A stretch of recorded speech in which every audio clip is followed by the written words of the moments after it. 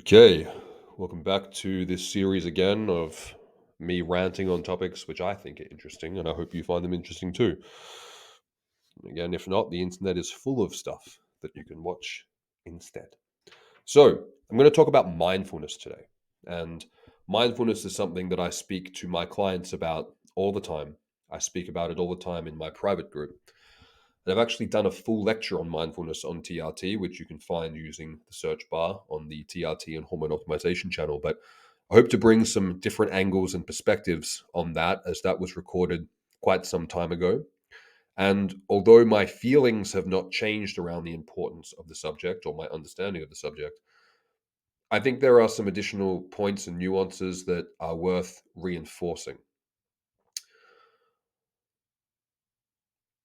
Of all the interventions that I recommend for my clients, mindfulness, despite being free and literally involving you sitting down and doing nothing via the practice of meditation, has the worst compliance out of everything, followed by mobility work, yoga, and Pilates. And I think there's good reason for this, but I also think it's a damn shame because I often make the joke that if I recommend mindfulness meditation to 10 people, one person will do it. And the 9 people who didn't do it needed it the most. And the one person who did do it will report life changing, drastic improvements in negative symptoms that they're experiencing. So, a bit of background, I used to teach mindfulness meditation workshops before I did this. And that was my full time job. I was actually a marketing coordinator for a organization that went into schools and taught teachers and parents how to teach it to children, but also taught them the importance of doing it from a secular, meaning a non religious, non spiritual, science based standpoint. And the cool thing is, since then, there's been even more literature on the benefits of mindfulness, and more people have been championing the importance of having a meditation practice. I liken meditation to cardio or mobility, which is the more you suck at it and the more you hate it, the more you need to do it. And I think that's one of the most important things that people take a step back and look at through a through as objective lens as you possibly can. If you cannot sit down and be with your thoughts uninterrupted for a handful of minutes due to simply not being able to focus your attention on the present moment, or being so tortured by your thoughts that you cannot stand to be alone with your mind without distraction, that problem is seeping into many other aspects of your life, whether you like it or not. And the problem is, the longer that you leave it unchecked, the more detriment it has the potential to cause you in other aspects of your life. And without putting it so politely, the more of your life you're going to fuck up in real time if you don't sort your shit out. Now, mindfulness is somewhat of a superpower. And what you're doing is you're creating space between stimulus and response. And this is a really important thing to do because now you're not going to react to things emotionally. You're going to be able to exert your willpower. I have met many people in this life who have told me there's no such thing as free will. And each of those people who I have met have been hopeless victims of their circumstances, floating through the winds of life, whinging about where that wind has landed. I truly believe that a lot of people are not capable of exerting free will. But I also truly believe that all of us are capable of doing so. We just need to train the ability to do it. And I think that there is a lot of value in training that ability, both in the process and the outcome. Meditation is not the only way to achieve mindfulness, just like deadlifting is not the only way to get strong. But meditation can be best thought of as going to the gym for your mind. So when you go to the gym and lift weights, you're doing that, well, for a variety of reasons. But for this example, you're doing it so that you can get strong in the outside world, so that you can carry in the groceries in one trip, so that you can pick up heavy things, so that you can fill out your t-shirt and look cool in the club. Like, I don't care why you're doing it, for whatever reason you're doing it. And when we practice meditation, we are practicing the skill of attention so that in real life we can choose what we focus our attention on. And that's it.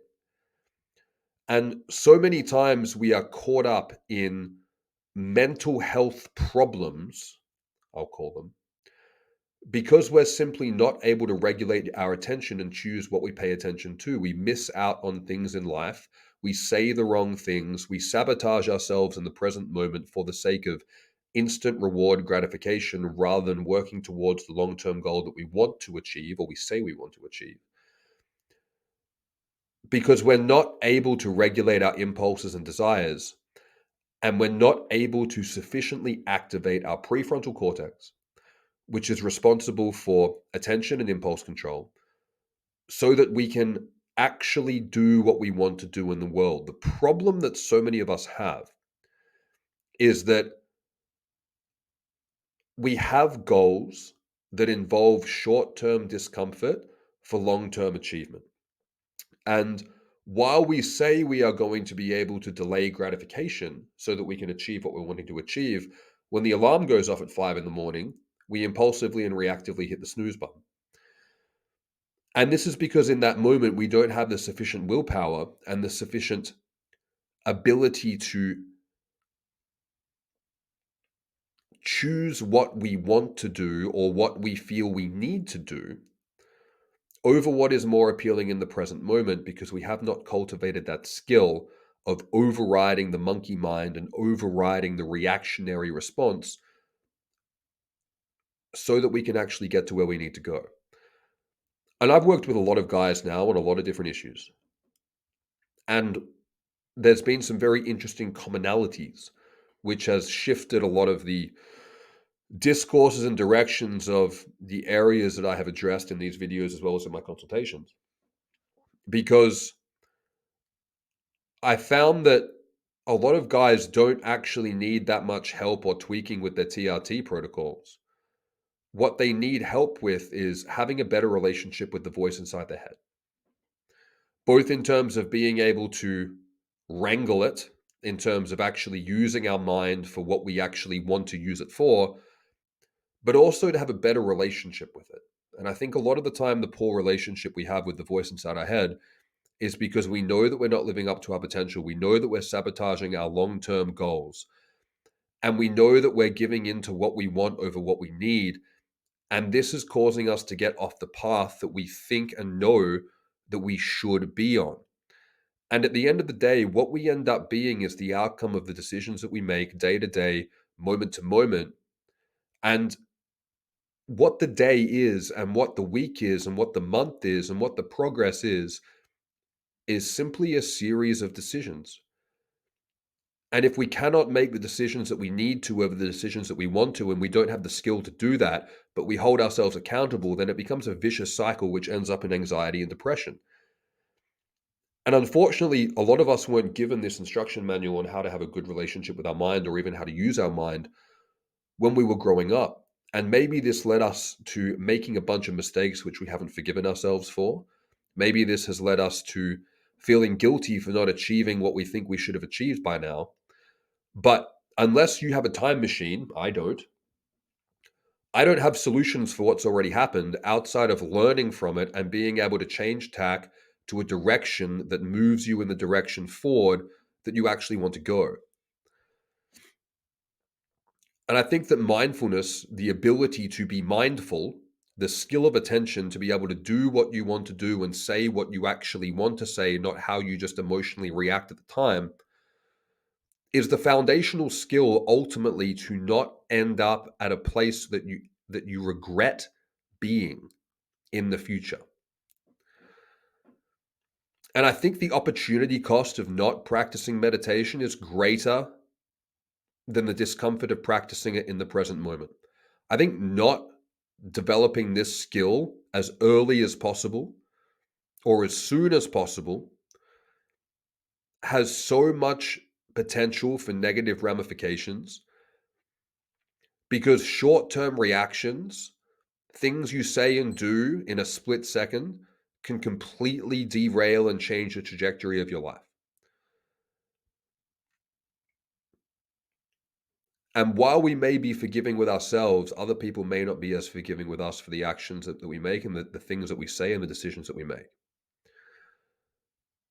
So if you find yourself being tortured by your mind when you lay down at night, or saying you're going to do one thing and doing the other thing when the going gets tough, or not being able to stick to the goals that you set yourself and then whinging 6 to 12 months down the line when you once again haven't done the things that you said you would do because you weren't able to push through the fact that they were harder than you would like, so you just ended up seeking the path of least resistance and comfort. Rather than just beating yourself up about that, I think it's important to look at what deficit led you to not being able to do what you wanted to do. And at the end of the day, if you can't control your mind, then your mind will simply control you. And you'll end up going down the path of hedonism, instant reward gratification, and the path of least resistance. And that's likely the path that got you to the point that led you to needing an intervention to get you out of the hole that you dug for yourself. And all of this is uncomfortable to look at. I really think it is. And all of it is, it's ugly and it's difficult. But sitting down and doing nothing for 10 minutes a day, it's really not that hard. It's really not. It's uncomfortable, sure. It's boring, yeah. But if that's the hardest thing you do all day, then you need to go learn martial arts because that's way harder. So, what I would challenge you to do is this: download some kind of meditation app. I don't care what one you download. I use Headspace. I've been using Headspace since I got my first iPhone 3G, whatever it was called. Great app. There are other guided narrators that you can find. Alan Watts has a fantastic guided meditation on YouTube. It's called 15-minute guided meditation. Just click the one with no ads. Whichever dumbass thought it would be a good idea to put an ad in the middle of a guided meditation, go fuck themselves. Or you can listen to The Power of Now by Eckhart Tolle, and you can meditate to that. And I think that once you learn the skill of meditation, once you can meditate without a guide, then that's when you can listen to some music. I like acoustic guitar to meditate to personally. I like the sound of the strings, but meditate to whatever you want to meditate to. It doesn't matter. But what you need to learn is the skill of when your mind wanders off and you get distracted, you bring your attention back to the present moment. And that's like doing a rep. We don't go to the gym and just curl the bar up and just hold it there for an hour and go, yes, picked up the weight. No, I don't want to put it down. I've got it to the top. That's not lifting weights. You put the weight back down so that you can pick it up again. It's okay to let yourself get distracted when you meditate so that you can realize that you've lost your attention and bring your attention back to the present moment, because that's what you do in real life. When you get caught up being a version of yourself that you don't want to be, when you do hit the snooze button, you still have that opportunity to override it. You still have that opportunity to come back to the present moment, and that's the skill. And then over time, once you get better at doing that rep, then you'll get better at holding that attention. But for the time being, you focus on just bringing your attention to the present moment, just doing it once or twice a session, just being able to do that. And if it feels shit and you suck at it, yeah, just like everything else that you've never done before, you're going to suck at the first few times you do it. That's life. You push through that. Doesn't mean that you're broken. It doesn't mean there's something wrong with you. It doesn't mean that you'll never be able to do it. It's like if you walk into the gym and try to deadlift 100 kilos when you've never lifted weight and you go, oh, that's too heavy. I can't lift weights. It's not for me. We've all pushed through something like that when we've started something new and gotten the results from it. And meditation's uncomfortable because it's boring and it's very personal. It's very vulnerable, but you can do it. It's not that hard. It's a little bit hard, but it's not that hard. And what the research shows is if you consistently meditate every day for 10 to 12 weeks, and if you skip a day, that's cool. Just don't skip more than 2 days in a row. If you do that consistently over time, you'll find that the relationship you have with the voice inside your head changes. You'll find that the relationship you have with others change. And then you'll find that the trajectory of where you end up in terms of being able to better regulate the decisions you make completely changes over months and years. And that's the start. That's the catalyst for getting to where you want to go, is you need to actually be able to use your mind in a way that is productive and in a way that serves you. I hope that helped.